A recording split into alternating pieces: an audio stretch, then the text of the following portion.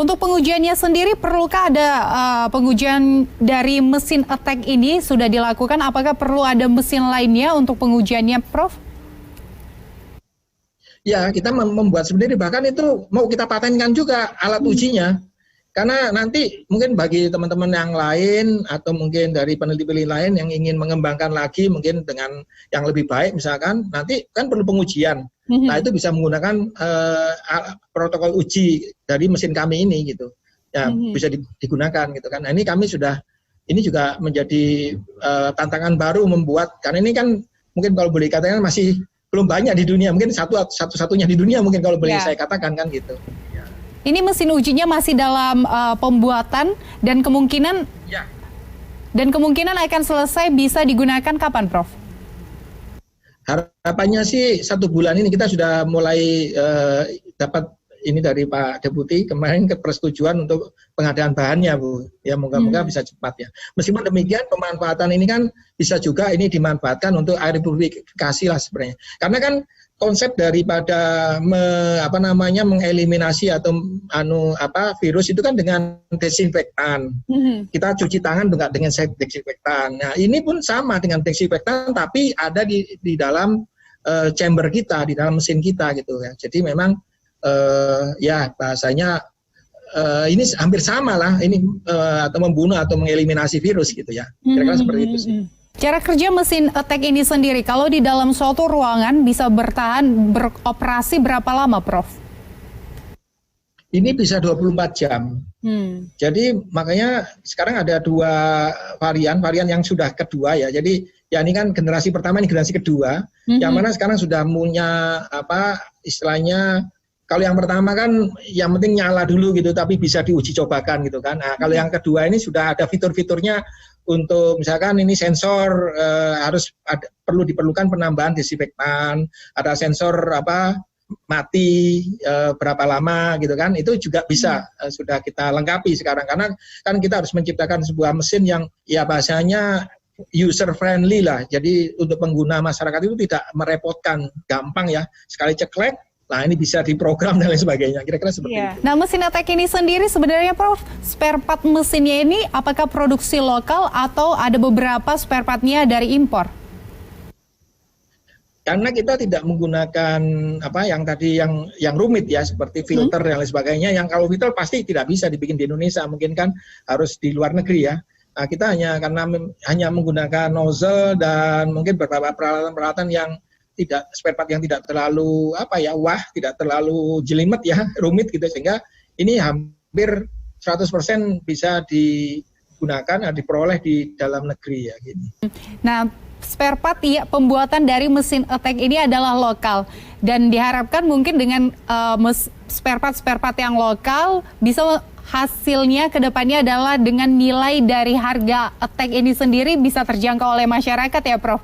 Nah, kalau bisa bocoran dari harga mesin attack ini berapa sih, Prof?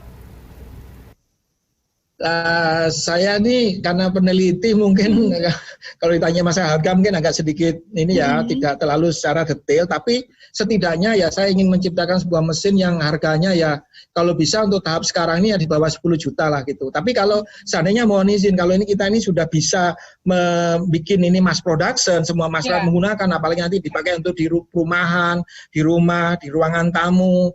Kalau itu memang diperlukan banyak, ya ini kita bisa bikin cetakannya sehingga kita harga harusnya hampir sama dengan air purifikasi yang ada sekarang ini, bahkan lebih murah seharusnya kan, karena ini bisa dan ini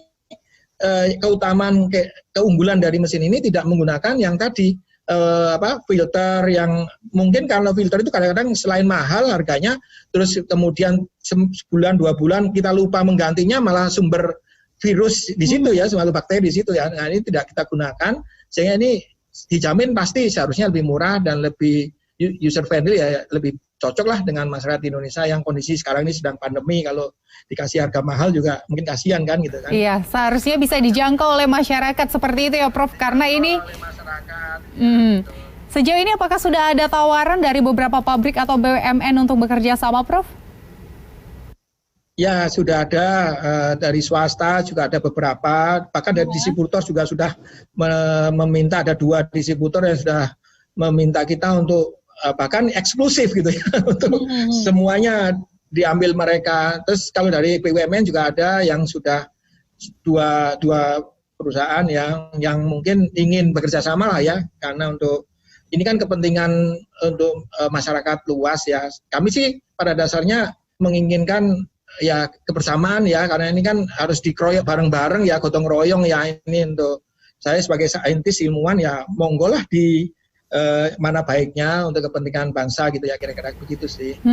Ya Prof, terakhir Prof, ini adakah pesan untuk para peneliti dan insinyur mesin atau anak-anak muda di seluruh Indonesia yang nantinya mungkin akan menciptakan mesin-mesin yang menarik, mesin-mesin yang bisa menjawab semua keresahan masyarakat pada saat pandemi saat ini? Silakan Prof. Nah, ini saya berpesan mungkin pertama dengan adik-adik milenial yang sekarang ini luar biasa ya startup-startupnya. Nah, saya berharap teman-teman adik-adik ini kalau membuat usaha-usaha startup juga menggandeng ilmuwan-ilmuwan kayak ya nih, saya juga bekerja sama dengan adik-adik Nanobubble ya untuk membantu menjual. Kalau saya sendiri nggak mampu, saya terus terang nggak bisa ya.